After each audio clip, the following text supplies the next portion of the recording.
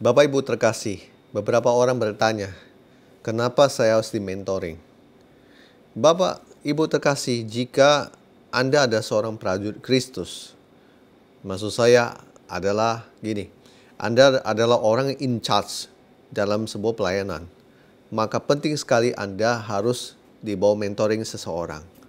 Seseorang ini adalah orang yang Anda anggap dia sebagai bapak rohani, dan orang ini tentunya punya karakteristik yang sama dengan pelayanan Anda, ataupun orang tersebut Anda pikir adalah orang-orang yang bisa mendukung Anda dalam pelayanan. Bapak Ibu terkasih, ada 3 hal yang saya mau dibahas di sini. Kenapa Anda mesti di mentoring? Yang pertama begini. Yang pertama, Anda butuh seorang bapak rohani yang akan membimbing, menuntun, dan melatih Anda. Sehingga potensi Anda yang terkubur sekalipun nanti akan kelihatan semua. Di Amsal pasal 1 ayat 8. Hai anakku, dengarkanlah didikan ayahmu, dan jangan menyia-nyiakan ajaran ibumu. Bapak Ibu terkasih, kalau Anda ada bapak rohani atau mentor, nanti orang ini yang akan membimbing Anda. Dia, kembali saya katakan lagi, menuntun Anda. Kalau ada hal-hal yang salah atau gimana dan sebagainya, dia akan menuntun Anda, membantu Anda dalam berjalan, dan kemudian dia melatih Anda. Ini yang paling penting. Melatih orang itu tidak mudah. Kita kadang dalam kesombongan rohani berpikir, saya tidak perlu dilatih. Saya sudah mengerti semua ini tentang pelayanan ini dan lain sebagainya. Sebentar. Ketika Anda dalam posisi begitu, sebenarnya masih banyak lagi yang Anda tidak tahu dalam hal pelayanan. Dan saya pribadi, waktu saya masih muda, saya juga dalam pemikiran bahwa saya sudah tahu semuanya. Kenapa mesti saya dilatih lagi? Tapi ketika saya masuk dalam sebuah mentoring, saya mengerti bahwa saya perlu seseorang melatih saya. Seperti seorang petinju. Petinju itu bisa hebat dan bisa menang dalam setiap pertandingan kalau dia ada pelatih. Dan pelatih di sini saya maksud adalah mentor, guru. Nah, bahkan yang tadi saya bilang, potensi Anda yang terkubur sekalipun nanti akan kelihatan, dibangkitkan kembali. Dan banyak orang yang waktu dia belum di-mentor, dia belum tahu siapa dia sebenarnya. Dia belum tahu ada karunia-karunia yang Tuhan berikan buat dia. Nah, makanya kita butuh bapak rohani yang akan membimbing, menuntun, dan melatih kita. Hal yang kedua begini, Bapak Ibu terkasih. Anda butuh bapak rohani yang bisa mengoreksi Anda dan memberitahukan di mana letak kesalahanmu. Amsal pasal 27 ayat 17. Besi menajamkan besi, orang menajamkan sesamanya. Bapak Ibu terkasih, kerap kali orang itu tidak tahu dia sombong karena tidak ada orang mengoreksi dia. Selama ini dia hanya terima pujian. Dia tidak pernah terima yang namanya koreksi.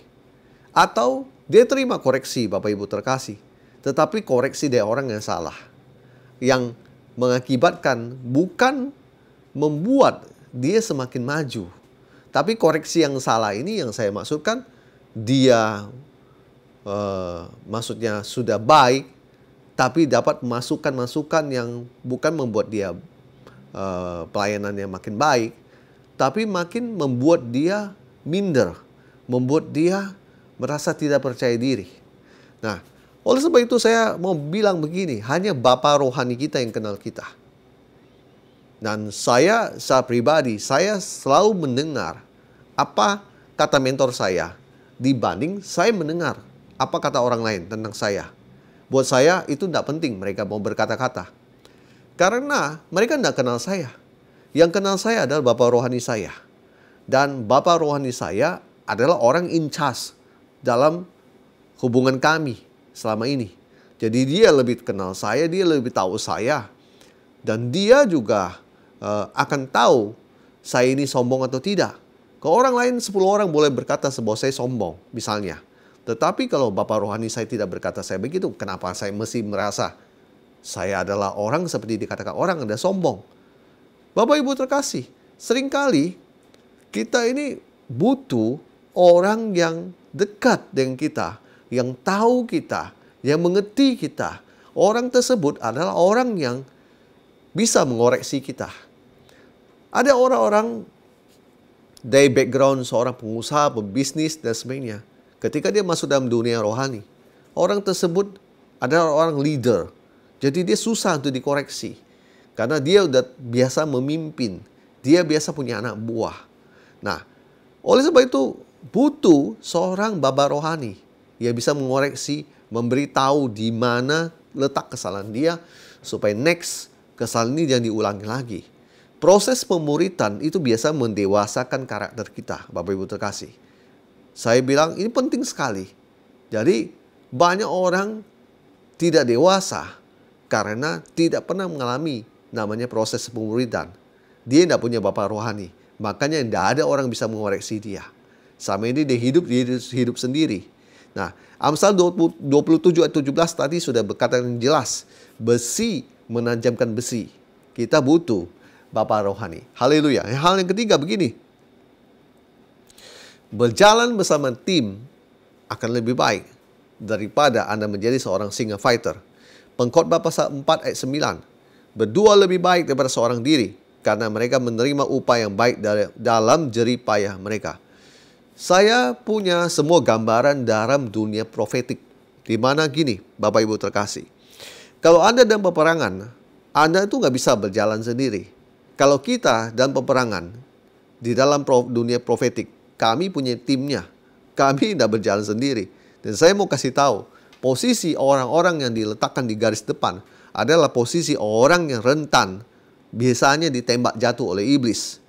Dan akhirnya dibuat tak berdaya. Bapak Ibu terkasih, kalau Anda dalam posisi begitu, Anda ada orang di garis depan, Anda rentan ditembak jatuh oleh musuh, sedangkan Anda tidak punya bapak rohani. Oh, saya bilang Anda sangat bermasalah. Orang yang punya masalah, orang seperti itu ada orang-orang yang sangat bermasalah. Kalau kita mainnya tim. Kalau kita adalah orang yang di garis depan, kita punya bapak rohani dan kita tidak berjalan sendirian.